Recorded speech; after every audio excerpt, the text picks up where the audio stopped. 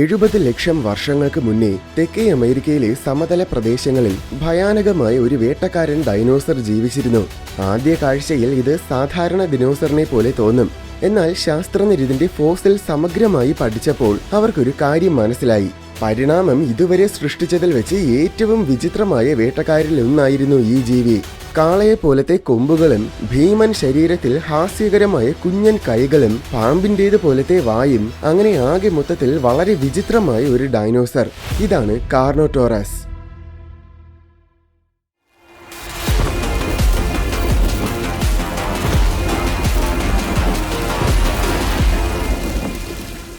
ആയിരത്തി 1984 ഹോസെ ബോണപാർത്തെ എന്നൊരു പാലിയോളജിസ്റ്റാണ് അർജന്റീനയിൽ നിന്നും കാർനോടോറസിന്റെ ഫോസിൽ കണ്ടെത്തിയത്.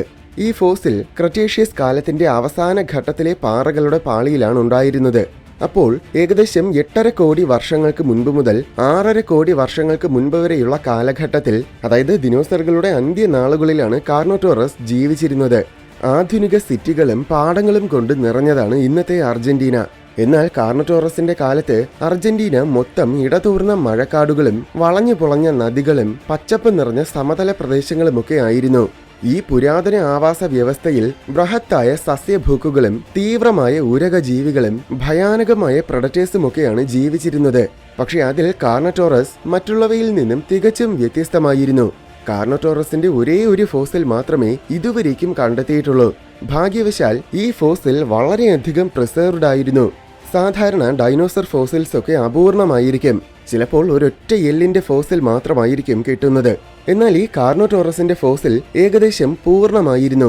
തലയോട്ടിയും സ്കെലറ്റനും വാലും അങ്ങനെ എല്ലാം തന്നെ ഈ ഫോസിലിൽ ഉണ്ടായിരുന്നു. സ്കിന്നിന്റെ അടയാളങ്ങൾ പോലും വ്യക്തമായിട്ട് ഫോസിലിൽ നിന്നും കിട്ടി. അത്രയേറെ വെൽ പ്രിസർവ്ഡ്. അതുകൊണ്ട് തന്നെ ശാസ്ത്രജ്ഞർക്ക് കാർനോടോറസിനെ വളരെ സമഗ്രമായിട്ട് പഠിക്കാനും സാധിച്ചു. അങ്ങനെ പഠിച്ചതിലൂടെ അത്ഭുതാവഹമായ കാര്യങ്ങളാണ് മനസ്സിലാക്കാൻ കഴിഞ്ഞത്. ഏകദേശം 30 അടിയോളം നീളവും 10 അടിയോളം ഉയരവും വെച്ചിരുന്ന മാംസഭുക്കുകളായ തെറോപോഡ് ദിനോസർ ആയിരുന്നു കാർനോടോറസ്. തെറോപോഡ് എന്ന് വെച്ചാൽ 2 കാലിൽ നടക്കുന്ന ദിനോസറുകൾ. നിഗമനമനുസരിച്ച് ഇവ ഏകദേശം 2000 കിലോഗ്രാം വരെ ഭാരം വെച്ചിരുന്നു. ഓർക്കുക, ഇന്ന് കരയിലെ ഏറ്റവും വലിയ പ്രഡേറ്റർ പോളാർ ബിയേഴ്സ് ആണ്. കാർനോടോറസിന് ശരാശരി പോളാർ ബിയറിന്റെ 4 മടങ്ങോളം ഭാരമുണ്ട്. അപ്പോൾ ഇത് എത്രമാത്രം ഭയാനകമായ പ്രഡേറ്റർ ആയിരുന്നുവെന്ന് ചിന്തിച്ചു നോക്കൂ. കാർനോടോറസിന്റെ ഏറ്റവും വലിയ സവിശേഷത അതിന്റെ വിചിത്രമായ കൊമ്പുകളാണ്. നമ്മൾ കണ്ടെത്തിയിട്ടുള്ള കാർണിവോറസ് ആയ ഡൈനോസേഴ്സിൽ ആകെ ഇതിന് മാത്രമേ ഇങ്ങനെ കാളയുടേത് പോലത്തെ കൊമ്പുകളുള്ളൂ. ഈ കൊമ്പുകൾക്ക് 15 സെന്റിമീറ്റർ നീളമുണ്ട്. ഇന്നത്തെ വലിയ ജീവികളുടെ കൊമ്പുകളുമായി താരതമ്യം ചെയ്യുമ്പോൾ ഇത് തീരെ നീളം കുറഞ്ഞതാണ്. ഇത്രയും നീളം കൊണ്ട് എന്തായാലും വേട്ടയാടാൻ പറ്റില്ല. അങ്ങനെ വേട്ടയാടുന്നത് തീരെ ഇനഫിഷ്യന്റ് ആയിരിക്കും. അങ്ങനെയെങ്കിൽ പിന്നെ എന്തിനായിരിക്കും ഈ കൊമ്പുകൾ? നിർഭാഗ്യവശാൽ ഇതിന്റെ ഉത്തരം ഇന്നും നമുക്ക് കൃത്യമായിട്ട് അറിയില്ല. എന്നിരുന്നാലും നീളം കുറവാണെങ്കിലും ഈ കൊമ്പുകൾക്ക് നല്ല കട്ടിയുണ്ട്. അപ്പോൾ തീർച്ചയായും ഇത് വളരെ ശക്തമായ കൊമ്പുകളാണ്. ഈ വസ്തുതയുടെ അടിസ്ഥാനത്തിൽ നോക്കുമ്പോൾ ഇതെന്തിനായിരിക്കും ഉപയോഗിച്ചതെന്ന ചില നിഗമനങ്ങളുണ്ട്. ഒരു സാധ്യത എന്നത് എതിരാളികളുമായി യുദ്ധം ചെയ്യാൻ വേണ്ടിയായിരിക്കും ഇത് ഉപയോഗിച്ചിരുന്നത്. അതായത് ഇന്നത്തെ ചില ജീവികളെ പോലെ കാർനോടോറസ് സ്വന്തം വർഗത്തിലെ മറ്റു ജീവികളുമായി യുദ്ധം ചെയ്യുമായിരിക്കും. ഈ യുദ്ധങ്ങൾ ടെറിട്ടറിക്ക് വേണ്ടിയോ ആഹാരത്തിന് വേണ്ടിയോ അല്ലെങ്കിൽ ഇണകൾക്ക് വേണ്ടിയോ ആയിരിക്കാം. ഇങ്ങനെ യുദ്ധം ചെയ്യുമ്പോൾ ഇവ വളരെ വേഗത്തിൽ ഓടിവന്ന് പരസ്പരം കൊമ്പുകൾ കൊണ്ടിടിക്കും. കൂട്ടിയിടിയിലുണ്ടാകുന്ന ആഘാതത്തിനെ ഈ കൊമ്പുകൾ അബ്സോർബ് ചെയ്യും. മറ്റൊരു സാധ്യത എന്നത് ഈ കൊമ്പുകൾ പ്രദർശനത്തിന് വേണ്ടി ആയിരിക്കും ഉപയോഗിച്ചത്. അതൊരുപക്ഷെ ഇണകളെ ആകർഷിക്കാൻ വേണ്ടിയിട്ടോ അല്ലെങ്കിൽ എതിരാളികളെ ഭയപ്പെടുത്താൻ വേണ്ടിയിട്ടോ ആയിരിക്കാം. പക്ഷെ ഈ നിഗമനങ്ങളെല്ലാം കൊമ്പുകളുടെ നീളം തീരെ കുറവാണെന്ന വസ്തുതയെ അടിസ്ഥാനപ്പെടുത്തിയാണ്. യഥാർത്ഥത്തിൽ ഈ കൊമ്പുകൾ ചിലപ്പോൾ വളരെ വലുതായിരുന്നിരിക്കും. എന്തെന്നാൽ ഇന്ന് സാധാരണ വലിയ ജീവികളിൽ കാണുന്ന കൊമ്പുകൾ, ഉദാഹരണത്തിന് പശുക്കളുടെ കൊമ്പുകൾ, അവയുടെ തലയോട്ടിയിൽ നിന്നും വളരുന്ന ഒരു ഘടനയാണ്. എല്ലുകൊണ്ട് നിർമ്മിതമായ ഈ ഘടനയ്ക്ക് പുറത്തുകൂടെ കെരാറ്റിൻ കൊണ്ട് നിർമ്മിതമായ ഒരു ലെയറും കൂടെ കാണും. കൊമ്പുകളുടെ മൊത്തം നീളത്തിന്റെ 30% വരെ ശരിക്കും കെരാറ്റിൻ കാരണം ഉണ്ടാകുന്നതാണ്. ഇതുപോലെ കാർനോടോറസിന്റെ ഫോസിലിൽ കാണുന്നതും ചിലപ്പോൾ കൊമ്പുകളുടെ അടിസ്ഥാനമായി എല്ലുകൾ മാത്രമായിരിക്കും. ഇതിന് പുറത്തുകൂടെ കെരാറ്റിനും ഉണ്ടായിരുന്നിരിക്കാം. അപ്പോൾ ശരിക്കുമുള്ള കൊമ്പുകൾക്ക് ഇതിനേക്കാൾ കൂടുതൽ നീളമുണ്ടായിരുന്നിരിക്കാം. അങ്ങനെയെങ്കിൽ അത്രയും വലിയ കൊമ്പുകളെ കാർനോടോറസ് വേണമെങ്കിൽ ആയുധങ്ങളായും ഉപയോഗിച്ചിട്ടുണ്ടാകും. എന്തു തന്നെയാണെങ്കിലും ഈ കൊമ്പുകൾ ഇപ്പോഴും ശാസ്ത്രലോകത്ത് വലിയൊരു ചർച്ചാ വിഷയമാണ്. എന്തായാലും ഈ കൊമ്പുകളെ കൊണ്ട് കാർണോടോറസിന് എന്തെങ്കിലും ഉപയോഗമുണ്ടായിരുന്നിരിക്കും. എന്നാൽ ഇതിന് യാതൊരു ഉപയോഗവുമില്ലാത്ത ഒരു ശരീരഭാഗമുണ്ട്. അതാണ് ഇതിന്റെ കുഞ്ഞൻ കൈകൾ. ടീറക്സിന്റെ കൈകൾ പോലും തീരെ ചെറുതാണെന്ന് നമുക്കറിയാം. പക്ഷേ കാർണോടോറസിന്റെ കൈകളുമായി താരതമ്യം ചെയ്യുമ്പോൾ ടീറക്സിന്റെ കൈകൾ വലുതായിരുന്നുവെന്ന് പറയേണ്ടി വരും. എന്തെന്നാൽ ഈ കൈകൾക്ക് പരമാവധി 40 സെന്റിമീറ്റർ നീളമേ ഉണ്ടായിരുന്നുള്ളൂ. ഓർക്കുക, ഒരു ശരാശരി മനുഷ്യന്റെ കൈകൾക്ക് പോലും ഇതിന്റെ ഇരട്ടിയിൽ കൂടുതൽ നീളമുണ്ട്. ഇത്രയും വലിയ ജീവിയിൽ ഇത്രയും ചെറിയ കൈകൾ കാണുമ്പോൾ തീർച്ചയായും അത് വളരെ ഹാസ്യപരമായി തോന്നും. നീളം കുറവാണെന്ന് മാത്രമല്ല, ഇത് തീരെ കനം കുറഞ്ഞതുമാണ്. അതിനു പുറമെ അധികം ചലിപ്പിക്കാനും സാധിക്കില്ല. ഈ കൈകൾ കൊണ്ട് ഒരു ചെറിയ ഇരയെ പോലും മുറുകെ പിടിക്കാൻ പറ്റില്ല.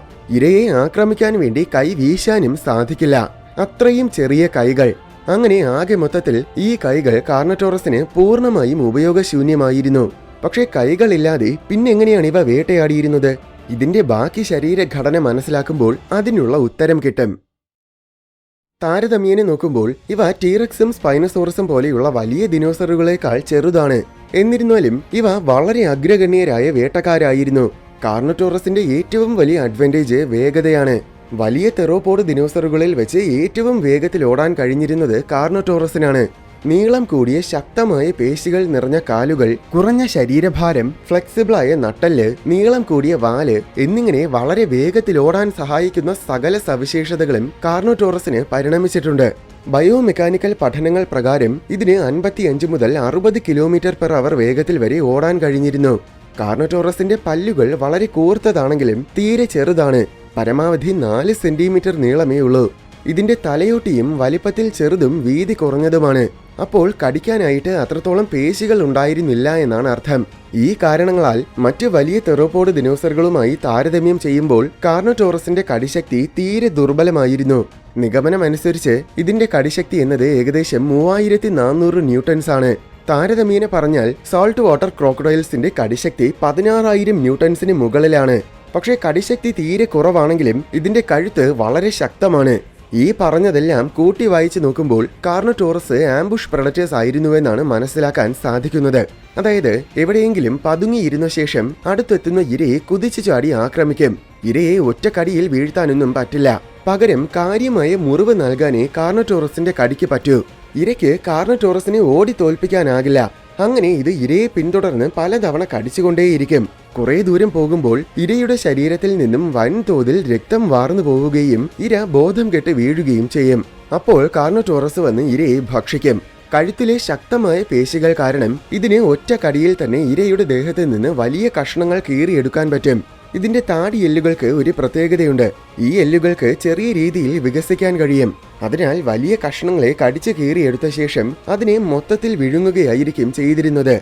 ഈ രീതിയിൽ ഇതിന് വലിയ സൗറോപോഡ് ദിനോസറുകളെ പോലും വേട്ടയാടാൻ കഴിഞ്ഞിട്ടുണ്ടാകും. കാർണോടോറസിന്റെ ഫോസിലിന്റെ ഒരു വലിയ പ്രത്യേകത എന്നത് അതിൽ കാർണോടോറസിന്റെ സ്കിന്നിന്റെ അടയാളങ്ങൾ ഉണ്ടായിരുന്നു. ഈ അടയാളങ്ങളിൽ സ്കിന്നിന്റെ പാറ്റേൺസ് പോലും കാണാൻ സാധിക്കും. അതിൽ നടത്തിയ സമഗ്രമായ പഠനത്തിൽ കാർണോടോറസിന്റെ ശരീരത്തിൽ ഒട്ടും തന്നെ തൂവലില്ലായിരുന്നുവെന്ന് മനസ്സിലായി. കാരണം ഇതിന്റെ ശരീരം മൊത്തം കട്ടിയുള്ള ചെറിയ സ്കെയിൽസ് കൊണ്ട് നിറഞ്ഞതായിരുന്നു. അതിനു പുറമെ നിറയെ ചെറിയ മുഴകൾ പോലത്തെ ഘടനകളും ഉണ്ടായിരുന്നു. ഈ സ്കെയിൽസും മുഴകളും വളരെ ശക്തമായ പുറംതോട് പോലെ ആയിരിക്കും പ്രവർത്തിച്ചിരുന്നത്. അതുകൊണ്ട് തന്നെ മറ്റു ജീവികൾക്കൊന്നും ഇതിനെ അത്ര എളുപ്പത്തിൽ ആക്രമിക്കാൻ സാധിക്കില്ല. അബേലിസൗറിഡ്സ് എന്നൊരു വിഭാഗത്തിൽ പെടുന്നതാണ് കാർണോടോറസ്. ടീറക്സും റാപ്റ്റേഴ്സും ഒക്കെ നോർത്ത് അമേരിക്ക ഭരിച്ചിരുന്നപ്പോൾ സൗത്ത് അമേരിക്ക മൊത്തം അബേലിസൗറിഡ്സ് ആണ് ഭരിച്ചിരുന്നത്. ഇതേ വിഭാഗത്തിൽ പെടുന്നവയാണ് പ്രശസ്തമായ രാജാസൗറസും മജുംഗാസൗറസും. ഈ രണ്ട് ദിനോസറുകൾക്കും തലയുടെ മധ്യത്തിലായിട്ട് ഒരു ചെറിയ കൊമ്പുണ്ട്. അപ്പോൾ ഈ വിഭാഗം ഡൈനോസേഴ്സിനെല്ലാം കൊമ്പുകൾ അത്യാവശ്യമായിരുന്നുവെന്നാണ് മനസ്സിലാക്കാൻ സാധിക്കുന്നത്. കാർണോടോറസിന് വളരെ വേഗത്തിൽ ഓടാൻ കഴിഞ്ഞിരുന്നെങ്കിലും അത്ര വേഗത്തിൽ തിരിയാൻ സാധിച്ചിരുന്നില്ല. നേരെ ഓടാൻ വേണ്ടി മാത്രമേ ഈ വേഗത ഉപയോഗിക്കാനാകൂ. അതായത് ഏതാണ്ട് ഒരു ഡ്രാഗ് റേസിംഗിന് വേണ്ടി ഉപയോഗിക്കുന്ന കാറ് പോലെ. മറ്റ് ജീവികളൊക്കെ ഫ്ലെക്സിബിൾ ആയ വാൽ ഉപയോഗിച്ചാണ് വളരെ വേഗത്തിൽ തിരിയുന്നത്. അതായത് ഓടുന്നതിനിടയിൽ വാല് വളരെ വേഗത്തിൽ ഇടത്തോട്ട് വളച്ചു വീശുമ്പോൾ അതിന്റെ ശക്തി കാരണം ശരീരം വലത്തോട്ട് തിരിയും. പക്ഷേ നിർഭാഗ്യവശാൽ കാർണോടോറസിന്റെ വാല് വളരെ ദൃഢമായിരുന്നു. ഒട്ടും തന്നെ ഫ്ലെക്സിബിൾ ആയിരുന്നില്ല. അതുകൊണ്ടാണ് ഇവയ്ക്ക് വേഗത്തിൽ തിരിയാനും സാധിക്കാത്തത്. കാർണോടോറസ് ഇന്നും ശാസ്ത്രലോകത്തിനെ അതിശയിപ്പിക്കുന്ന ഒരു ജീവിയാണ്. കാരണം ഉത്തരമില്ലാത്ത ഒരുപാട് ചോദ്യങ്ങൾ കാർണോടോറസിന്റെ ഫോസിൽ നമുക്ക് മുന്നിൽ വയ്ക്കുന്നുണ്ട്. എന്തുകൊണ്ടാണ് ഇതിന്റെ കൈകൾ ഇത്രയും വലിപ്പം കുറഞ്ഞ രീതിയിൽ പരിണമിച്ചത്? ശരിക്കും എന്തിനു വേണ്ടിയിട്ടാണ് ഈ കൊമ്പുകൾ ഉപയോഗിച്ചിരുന്നത്? ഇങ്ങനെ പല പല ചോദ്യങ്ങൾ. കമ്പ്യൂട്ടർ സിമുലേഷൻസും ബയോമെക്കാനിക്കൽ മോഡൽസും പോലെയുള്ള പുതിയ ടെക്നോളജികളിലൂടെ ഇതിന് പിന്നിലെ നിഗൂഢതകൾ പതിയെ പതിയെ ശാസ്ത്രജ്ഞർ മനസ്സിലാക്കുന്നുണ്ട്. ദിനോസറുകളുടെ കാലഘട്ടം ഭൂമിയുടെ ചരിത്രത്തിലെ തന്നെ ഏറ്റവും വിസ്മയാവഹമായ ഒരു കാലമായിരുന്നു. ഏറ്റവും അതിശയകരവും അസാധാരണവുമായ ജീവികൾ ഈ കാലഘട്ടത്തിന്റെ മാത്രം പ്രത്യേകതയാണ്. ടീറക്സും സ്പൈനോസോറസും മെസോസോറസും പോലെയുള്ള ഗംഭീരമായ ജീവികൾ ഉണ്ടായിരുന്നിട്ടും കാർണോടോറസ് പോലെയുള്ള ചില ജീവികൾ എല്ലാത്തിൽ നിന്നും വേറിട്ട് നിൽക്കുന്ന അപൂർവ ജീവികളാണ്. പക്ഷേ നിർഭാഗ്യവശാൽ ഏകദേശം 6.5 കോടി വർഷങ്ങൾക്ക് മുന്നേ ഭീമാകാരമായ ഒരു ഉൽക്ക വന്ന് ഭൂമിയിൽ പതിച്ചപ്പോൾ മറ്റ് ഡൈനോസേഴ്സിനൊപ്പം കാർണോടോറസിനും വംശനാശം സംഭവിച്ചു.